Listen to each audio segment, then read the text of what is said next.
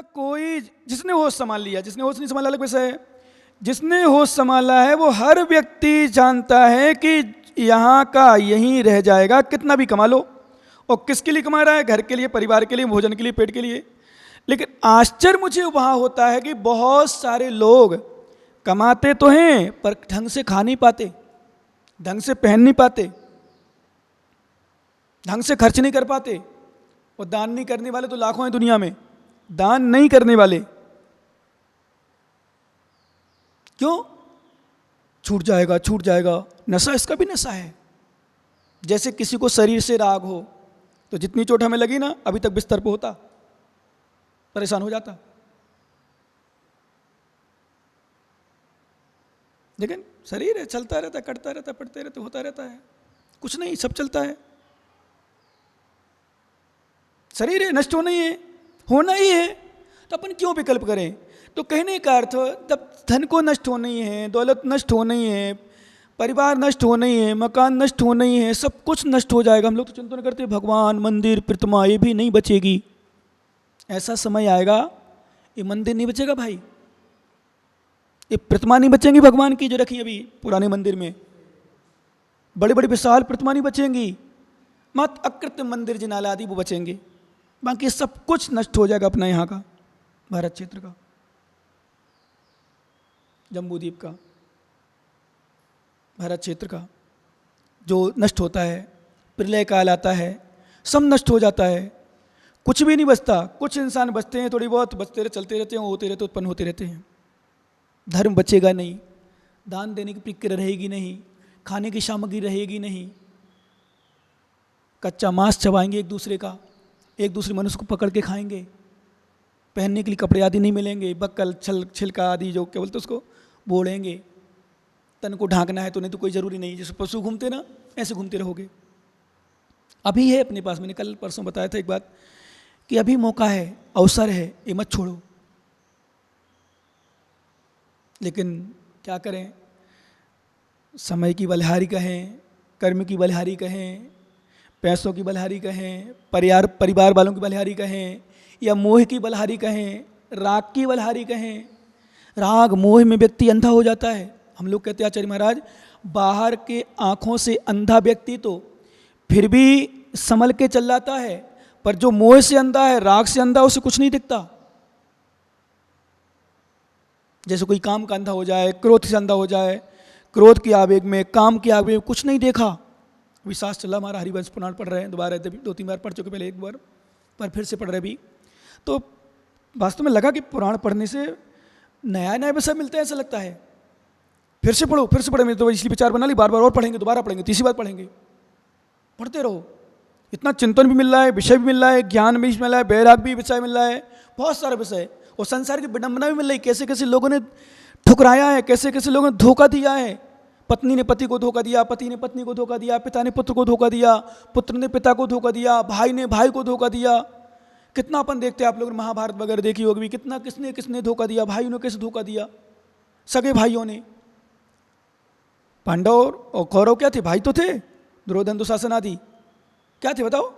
भाई थे, तो धोखा दिया कि नहीं? लाक्षादि ग्रह हो, चाहे वो उसका हो, चाहे किसी बात, चाहे 15 प्रश्न भेजा हो, कहीं गए हो, खंड क्या बोलते उसको, खंड प्रस्थ के भेजा था, सब धोखे से हो गया। जाओ ले लो, कुछ नहीं था वहाँ, तो वो तो किस्मत उनकी अच्छी थी, पुण्य अच्छा था। तो हमारे आचार्य कहते हैं कि अपन कुछ भी नहीं करें, वो पुण्य होता है तो व्यक्ति को अंगारे भी दिए जाएं तो रत्न हो जाते हैं, मिट्टी भी दी जाए तो सोना हो जाती है, और जब पुण्य नहीं होता तो सोना भी दिया जाए तो अंगारा हो जाता है। ऐसे दृष्टांत हैं क्या?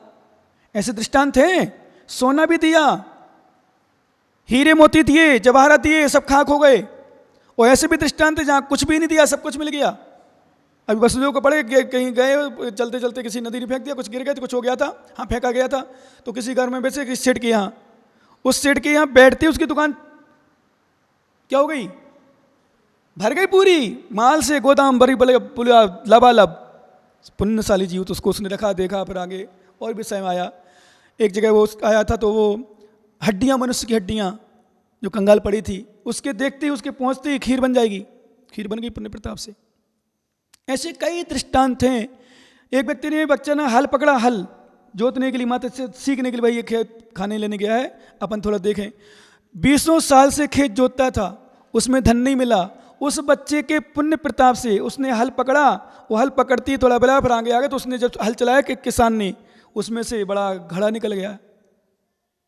उसकी नाली, नाभि की नाल बोलते, क्या बोलते हैं आप लोग, नाल, नाभि की नाल गाड़ने के लिए जमीन खोदी, वहाँ हीरे मोती जवाहरत मिले। जिस जिस दुकान में बैठ जाता था वहाँ लबालब माला माल हो जाता था। लकड़ी की चौखट लेके आया था, दीनारों के बदले में गाड़ी ली, बैलगाड़ी, लकड़ी, फिर बकरा, फिर शमशान में गया, फिर शमशान वाले से उससे लकड़ी खरीद ली, वो लाया वापस। और जैसे ही वापस लाया तो जली हुई लकड़ी, वो चौखट थी पलंग की, खटिया पलंग क्या बोलते तुम्हारे यहाँ, खाट, उसकी, उसमें हीरे भरे थे। उस पुण्य का देखो जीव जी का पुण्य देखो। उसके भाई जो बड़े भाई थे, 6 भाई, वो जलते थे, ये कुछ नहीं करता है, ये कुछ नहीं करता है, बैठा रहता है, व्यापार नहीं करता। तो माँ पते अपने व्यापार के लिए भेजा।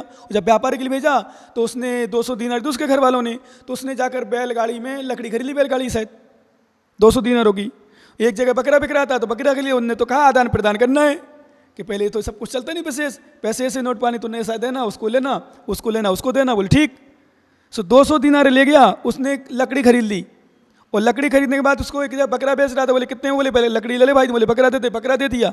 बकरा के पास एक लकड़ी लाता जली हुई, शमशान से जो जलाते हैं खटिया, वो लाया, बोले बेच दे भाई, बोले कितने, बोले ले ले बकरा ले ले मेरा, वो ले लिया। शाम हो गई, बोले शाम को वापस आ जाना घर में, जो भी हो जाते रहा आदान प्रदान, वापस आ गया। ये सब दृष्टांत थे, मैंने शॉर्ट कर दिया, यद्यपि 2-3 दिन लगते इसको, है ना। और जैसे ही वापस आए तो उसकी माँ ने कहा आज बेटा मेरा पहली बार व्यापार करके आए हो, चलो आज बधाइयाँ गाएंगे, उत्साह करेंगे, वाली बात वो करेंगे, गीत गाएंगे। तो भाई जल रहे थे, ये तो ले आया 200 दीनार ले आया, और लकड़ी जली हुई लकड़ी ले आया, चौखट ले आया, कहीं शमशान से उठा लाया, और माता पिता इनके ऊपर कर रहे हैं, जल रहा था। इसलिए हम लोग भाई भाई से बोलते हैं, कभी जलना नहीं एक दूसरे से, अपना अपना पुण्य कई बार कर ले। मान लो कोई धर्म कर रहा हो, कोई व्यापार कर रहा हो, तो कई लोग कहते हैं ये धर्म करता है, मैं व्यापार करता हूँ, मेहनत करता हूँ, मैं कमा रहा हूँ, ये कुछ नहीं कर रहा है। नहीं, वो अपनी कमाई कर रहा है, तुम्हें पता नहीं चल रहा। हो सकता है तुम भी उसकी कमाई खा रहे हो सकता है तुम भी उसकी कमाई खा रहे हो, उसके पुण्य से खा रहे हो। क्या ऐसा हो गया? एक बार शॉर्ट में दृष्टांत है मात्र, 40 लोग कहीं जा रहे थे नाव में बैठ करके, या समुद्र पार कर रहे, कहीं कुछ भी लो, या नदी पार कर रहे थे। तो वो हमेशा 40 लोग में एक साथ हमेशा रहते थे, तो उसमें कभी ना कभी कुछ ना कुछ अशुभ घटनाएं होती रहती थी। नाव भी हिलने लगी, वो होने लगा, वो होने लगा। तो उन्होंने कहा कि इसमें एक व्यक्ति जलन करते थे, ईर्ष्या करते थे, एक ईर्ष्या करते थे। बोले इसमें जरूर कोई ना कोई पापी व्यक्ति है एक, जबकि वास्तव में सच ये था कि 39 पापी थे, वो एक व्यक्ति पुण्यात्मा जीव था। उस पुण्यात्मा के कारण, समझना थोड़ा सा, उस पुण्यात्मा के कारण से 39 लोगों की जान बची हुई थी, पर वो 39 मूर्ख कुछ समझ नहीं पा रहे थे। उस एक को दोष देते, कोई ना कोई हमारे बीच में एक पापी है। तो क्या हुआ, बहुत दिन परेशान होते झेलते गए, झेलते बहुत दिन हो गया, परेशानी झेलते झेलते बहुत समय व्यतीत हो गया।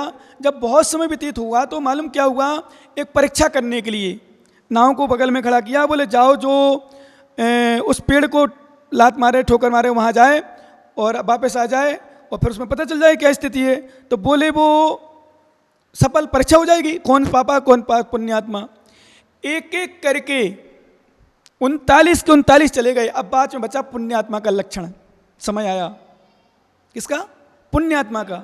ध्यान देना, अब एक गया वापस नाव में आ गया, फिर एक गया फिर वापस आया, उसको स्पर्श करना था पेड़ को। विश्वास करना, जब 39 पूरे के पूरे चले गए और जब 40वां नंबर बच्चा गया, जो ये बात जिसके पापी समझ रहे थे, कभी कभी शक होता, संदेह होता था कि ये लग रहा है कि पापी आया हमारे समाज में, परिवार में, या फ्रेंड सर्किल में। और जैसे ही वो गया, वो पेड़ छूने गया, वहाँ पेड़ के रुकने लगा, रुका वहाँ, यहाँ डगमगाई नाव और डूब गई, 39 मर गए। क्या हुआ? कुछ समझ में आ रहा? क्या मर गए? मतलब उपज गया मात्र। इसका मतलब एक के कारण से सब रक्षा हो रही थी, और वो 39 मूर्ख क्या समझते थे? ये पापी है। इसलिए हम लोग कहते हैं सब व्यक्ति अपने अपने पुण्य से आता है, अपने अपने पुण्य से लाता है। कोई हमारे उसमें नहीं है कोई बेटा भी उत्पन्न होता है, कई बार आपने सुना होगा, बेटे को, अभी हम हरिवंश प्रणाली भी कई निपे निकल रहे, बेटे का जन्म हुआ, पिता की मृत्यु हो गई, और गर्भ में आया उसके पहले पिता की मृत्यु हो गई, गर्भ में आते ही बाद जन्म हुआ, माँ की मृत्यु हो गई, फिर भी बेटे का अच्छे से पालन हुआ, वो अच्छे से नहीं, बड़ा राजा महाराज बना, वो भी उसकी वासुदेव की चल रही विशेष रूप से, जहाँ भी जा रहा है वहीं सब कुछ, लक्ष्मी यानी कन्या, लड़की अलग प्राप्त कर रहा है, वैभव अलग प्राप्त कर, राज्य अलग प्राप्त कर रहा है। लोग सोच रहे उसको हरण करके कहीं पटक देते हैं, नदी पार करके नदी में गिराते, कहीं समुद्र में गिरा, समुद्र में एक लकड़ी के बल उसमें सहारे से पार करके आ जाता है, नदी में गिराते हैं, नदी में कोई विद्या मिल जाती है वहाँ पार कर देते हैं, पेड़ पे गिरता है वहाँ हो जाता है, पता नहीं कितने कितने ऐसे स्थान मिले, कैसे कैसी स्थिति बनी, रक्षा हुई, और जहाँ भी गया वहाँ राजा बना अधिकांशता समय। शादी हुई, लड़की मिली, लड़की वाले अपने पिता तैयार रहते थे, आपकी कन्या, फिर आपने ये हमें निमित्त ज्ञानी ने बताया, अवधि ज्ञानी ने बताया, हमें ऐसा बताया था कि तुम्हारा बच्ची का पति वो होगा, तुम्हारी लड़की का वो पति होगा, इस प्रकार से लाभ होते रहे। तो अपना अपना पुण्य ध्यान रखना आप लोग भी, डडवाड़ा वाले विशेष रूप से, क्योंकि आप लोग के, क्योंकि छोटा गांव है, छोटे गांव में भी व्यापार के अलावा कुछ किया ही नहीं, कभी महाराज लोग शायद हमारे अलावा कोई आया हो बीच में तो कह नहीं सकते, कभी आएगा तो 4, 10, 15 साल, 20 साल, 25 साल में, पता ही नहीं, हो सही आए होंगे, एक आध दिन रुके होंगे, है ना, हैं दर्शन करके गए, रुक गए तो रुक गए, नहीं तो नहीं, कोई रोकने का पहली बात तो प्रयास ही नहीं किया। बोले महाराज छोटे तो आप ले ज्ञान नहीं है, अभी आप 2-5 दिन हम रुक जाए ना, मान लो आप आराम से 4 महीने ही रुक जाए अपन, हमने बाबा जी कह रहे तो यहीं रुको, क्या टेंशन है, ठीक है ना भैया, पर दुकान थारी विकल्प हो जाओगे, नहीं चिंता बंद, रुकना नहीं, रुकेंगे नहीं अपन।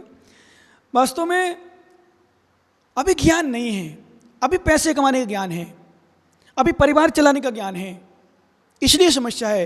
जब महाराज लोग रुकने लग जाएं, महाराज लोग आते हैं, माता जी आती हैं, कोई विद्वान आता है, आपको ज्ञान दे, तो लगेगा क्या व्यापार, क्या दुकान, क्या धन, क्या बच्चे, क्या बच्ची, क्या परिवार, क्या पत्नी, क्या पति, क्यों अभी तक तुम्हें मिला ही नहीं ना, तुमने लिया ही नहीं, पहली बात तो लेने का प्रयास नहीं करते, छोटे छोटे गांव वाले लेने का प्रयास नहीं, आ जाओ महाराज तो ठीक है, हमारा तो छोटो गाँव है, आहार कर लो, बिहार कर जाओ, कहीं अनेक बहाने होते, हमारे रुकने के स्थान नहीं है, ये नहीं है, वो नहीं है, देखो कितना बढ़िया स्थान है यहाँ, आराम से 4 महीना निकाल सकते हैं। महाराज लोग जंगल में निकालते थे, मैं तो सोचता बढ़िया उपवास करो, आहार करो, उपवास करो, आहार करो, निकालो 4 महीना, क्या, हाँ, एक एक घर की समाज में महाराज ने चतुर्मास कर लिए। मैंने अभी एक दिन बताया था कहीं, विश्वाश्री माता जी अपने संग में, तो विश्वाश्री माता जी एक गांव है जयपुर के पास, गांव का नाम मैं हल्का सा विस्मृत हो रहा हूँ, 9 या 10 घर की समाज है, 9-10 महीना रही, और 5 माता जी रही, फिर दीक्षा हुई, 4 दीक्षा, तो 9 माता जी हो गई, फिर 2 माता जी वैसे विभाश्री माता जी, 2-3 माता जी वो भी थी, वो भी गई, वो भी सर कुछ दिन रही, और इतना बढ़िया संभाला, क्योंकि अच्छे से ये मत सोचना, मैंने एक दिन कहा था ना, कभी कभी लड़कियों को बंद होते हैं बड़े शहर में दें, गाँव बड़े उसमें दें, भाई साहब ये मत समझना बड़े शहर वाले पैसे वाले होते ही हैं, और कोई जरूर नहीं कि वो उसका जो मकान दिखाया, दुकान दिखाई उसकी ही हो, और कोई जरूर नहीं लड़का कि शराब पी रहा कि नहीं पी रहा, कोई जरूर नशा कर रहा है कि क्या कर रहा है, और कोई जरूर नहीं इसकी पहले सेटिंग क्या है, कोई भरोसा नहीं। गांव में तो पहचान के मिल जाएंगे, परिचित मिल जाएंगे, अच्छे अच्छे पैसा, यहाँ क्या है बताओ, तुम्हारी कमी है क्या, एक से पैसे बैठे बैठे भाई साहब यहाँ, अब एक आध कोई हो तो मैं समझता हूँ सब पैसा वाले, क्योंकि ज़मीन है 50-50, 100-100 बीघा होगी ज़मीन, कहीं लग होगी, ऐसी होगी, क्यों क्या नहीं, कितनी ज़मीन है दिनेश जी, कितनी ज़मीन है, इतने 100 से ऊपर होगी लगभग, हैं 200 बीघा, 200 बीघा का मतलब क्या समझते हो बताओ, शहर में नहीं मिलेगी भाई साहब, सही कह रहा हूँ, 200 बीघा छोटे गांव में 4 घर की समाज में हो तुम, 200 बीघा जमीन के मालिक बने बैठे, और तुम्हारे पास भी होगी, फिर इनके पास भी होगी, फिर इनके पास भी होगी, व्यापार अलग है, सब अलग है, मैं नहीं लूँगा, आपकी चिंता मत करना, ना आपसे मांगूंगा, लेकिन है तो पैसे वाले ना, तो कोई जैसे कोटा वाले सोचे मैं डडवाड़ा में अपनी लड़की दे दूँ, जैसे मान लो तुम्हारा लड़का यहाँ रह रहा हो, सपोज करो, वैसे तो आजकल लगते ही नहीं पैसा वाले, घूमे बेटा ऐसा करो, कोटा में रहो, बढ़िया बिल्डिंग लो, मकान लो, प्लेट लो, 200 बीघा क्या करेंगे, बोले आराम से मस्त रहो गांव में। तो कोटा वाले, जयपुर वाले यहाँ लड़की नहीं देना चाहेंगे,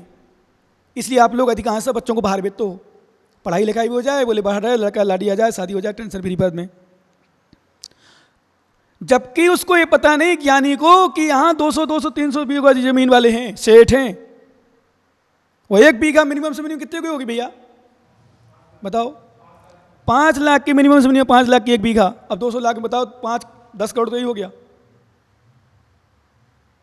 क्या, और 10 करोड़ में अब बेचा थोड़ी, कोई बेचता थोड़ी अपनी पुरखों की ज़मीन है, अपनी पिताजी आदि की। तो कहने का अर्थ हमारा यह है कि खूब पैसा है, सब कुछ है, लेकिन धारणा शहर वालों की होगी गांव में छे, गांव में क्या करेगा, ये करेगा, अरे क्या करेगी ये सब कुछ। अभी देखो मान लो, मैं तो यही सोचने, जैसे मान लो यहाँ 4 घर, चारों लोग, चारों परिवार के बैठे हैं,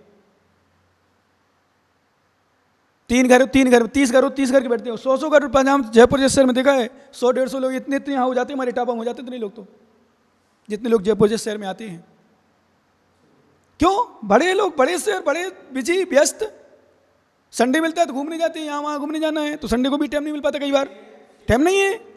और ध्यान रखना, इतना व्यस्त फिर भी पैसा नहीं कमा पाता। आप जैसे, आप तो अब 200 बीघा में निकलने तो 2 फसल तो कम से कम ले ही लेते होंगे, 2 फसल तो लेते होंगे, सोयाबीन, मूंगफली या उड़द या मूंग या जो भी हो, और फिर बाग में गेहूँ चना आदि।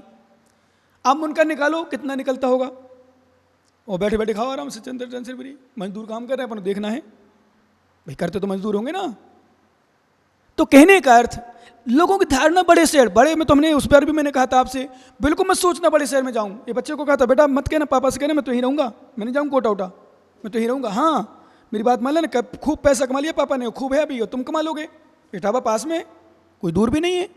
बिल्कुल नहीं सोचना। आप तो बस ये सोचना, भगवान मैं धर्म करूँ, पदम प्रभु भगवान की पूजा करूँ, सेवा करूँ, मंदिर की सेवा करूँ, आराधना करूँ। ये बाहर जाने वाले सुखी थोड़ी है। मैंने देखा टाव वाले बहुत सारे कोटा में है, सुखी थोड़ी है। दिन रात पैसा पैसा पैसा पैसा पैसा, क्या है? बड़े बड़े शहरों वालों ध्यान रखना। और एक बात और बता दूं, यहाँ तो आप पति पत्नी मिलके रहते होंगे, पटती होगी आपकी, प्रेम से रहते होंगे, अच्छे से बोल लेते होंगे बच्चे, और परिवार के लोग जो इनके यहीं रहते होंगे ना, उनको पूछो, बच्चियाँ परिवार के सब मिलके भी एक साथ मिल जाते होंगे। बड़े शहरों में कहाँ फुर्सत है, पिता कुछ कहता है बेटा बेटी से तो तुरंत जवाब मिलता है, पति से कुछ कहता है तो पत्नी जवाब देती है, पत्नी कुछ कहती है तो पति जवाब देता है। वो आपस में क्लेश अलग चलता है, टेंशन अलग चलती हैं, लड़ाई झगड़ा अलग चलते हैं, कई प्रकार के मनमुटाव चलते हैं। तो पैसा क्या है? क्या है पैसा, बताओ? पैसा कुछ नहीं, पैसा शांति का कारण नहीं है, सुख सुविधाओं का कारण हो सकता है। ध्यान दें शब्दों में, सुख सुविधाओं का, सांसारिक सुख सुविधाओं का कारण हो सकता है। पैसा शांति का कारण नहीं है, पैसा अशांति का ही कारण है कथनचित। ठीक है, धर्म ध्यान आदि में लगा तो थोड़ा बहुत सुख शांति मान सकते हैं, परंतु पैसों से आप सोचो कि मैं सुखी रहूं तो मुश्किल है।